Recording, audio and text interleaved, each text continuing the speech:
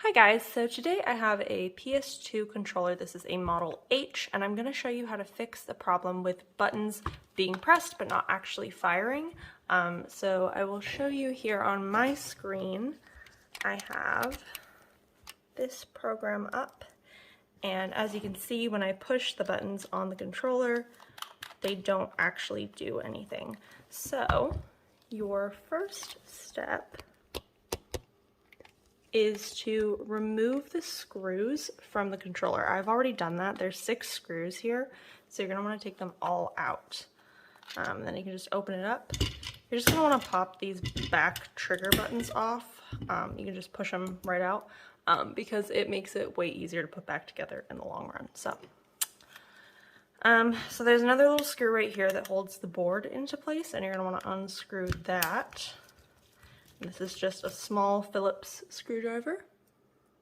So you're going to want to unscrew that, and then you can remove the board. You can really remove this whole piece, and that's kind of what you're going to want to do.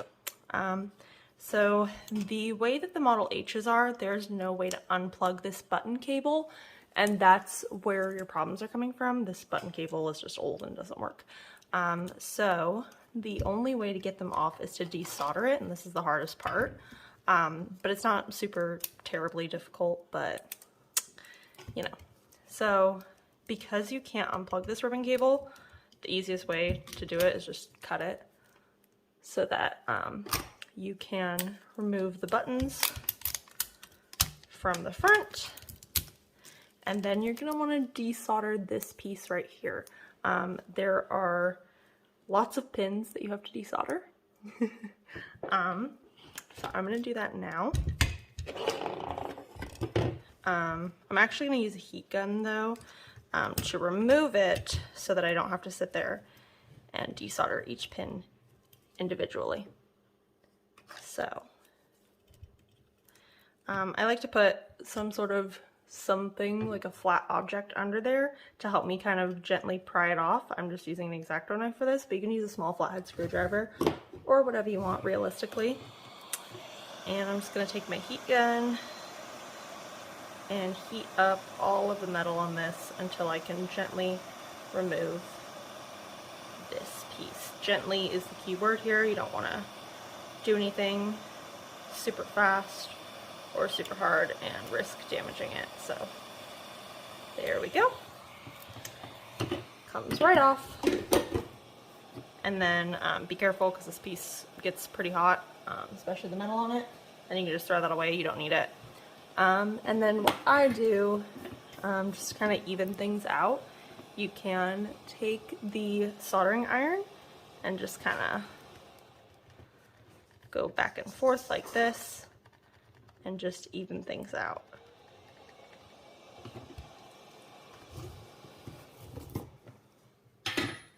And then I like to use a Q-tip and some alcohol. This is just denatured alcohol.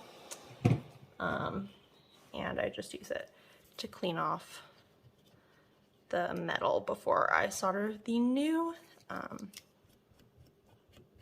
cable holder. I don't really know what it's called, honestly, on. So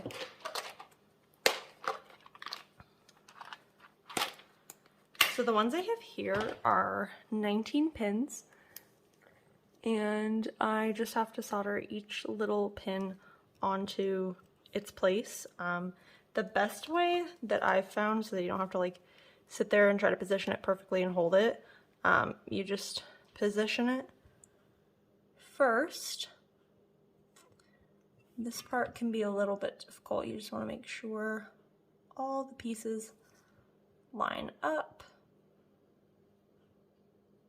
That's good. And then I take this little clamp and I just clamp it in place so that it holds it together while I'm soldering, and it makes it so much easier.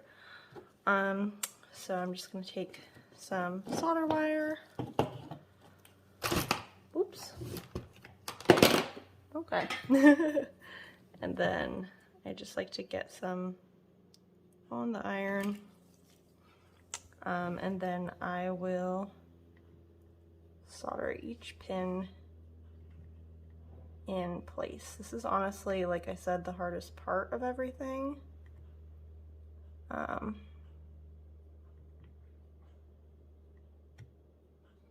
I'm gonna speed this part up, I'm gonna finish it, and then I'm gonna come back and show you what to do to finish.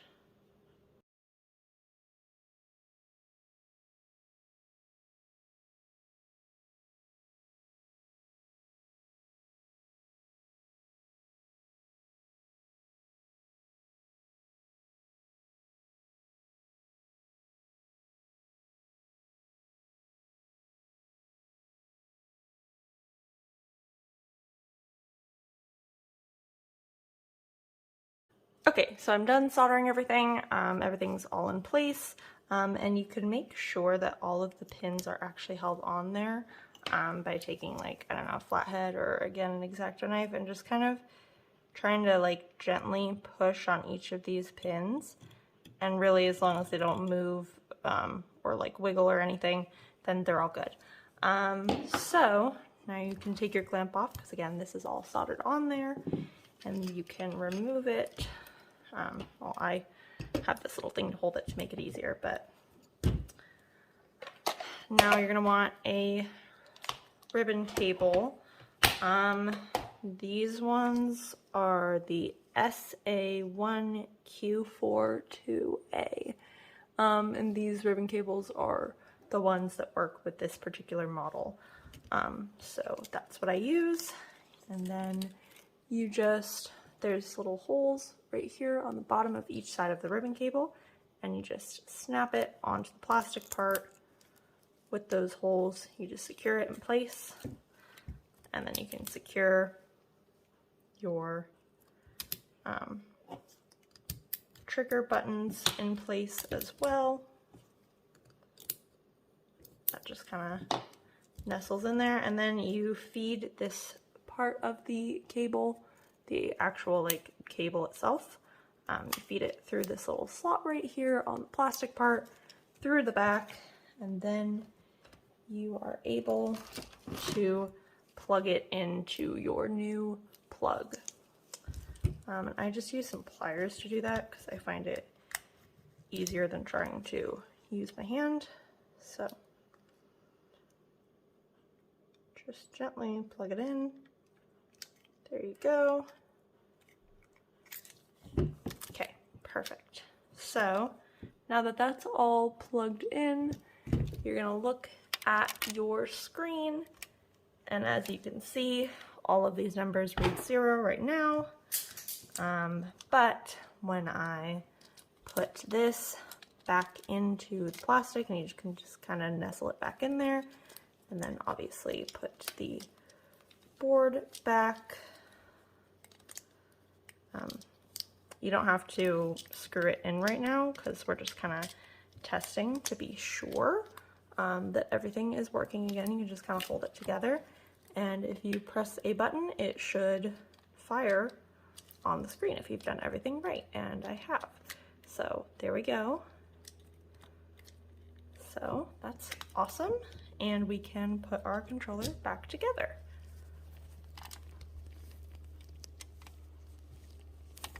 Oops.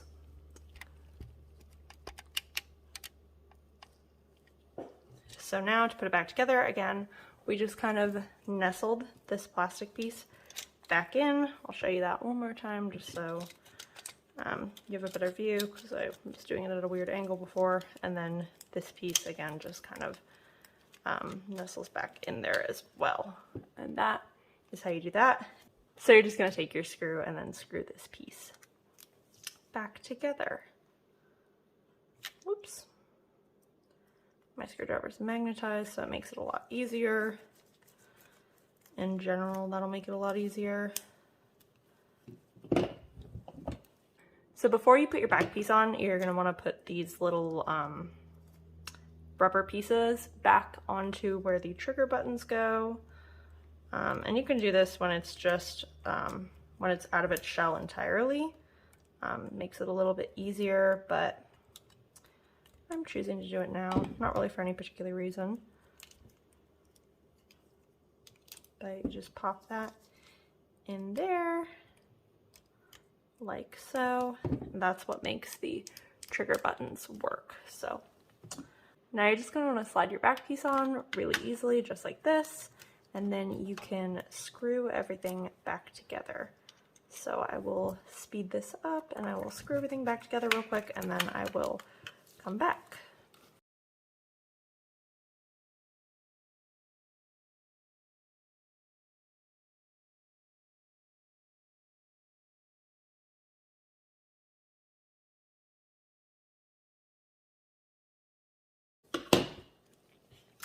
Okay, so this is all screwed back together now, and what you're going to want to do is you're going to want to pop your trigger buttons back on. So you can just pop them right in, super easy, and then, there we go, and then you can pop your little bumper buttons in as well. Again, super duper easy. You can also set these in beforehand, but it's just as easy to pop them in afterwards. And then just give your controller a quick test. All of my buttons are working, and then you are done. That's it. That is how you fix a PS2 Model H controller that's buttons are not firing. So yeah, if you liked this video, leave a like or a comment and subscribe. Thank you so much. Hope you guys have a great day. Bye.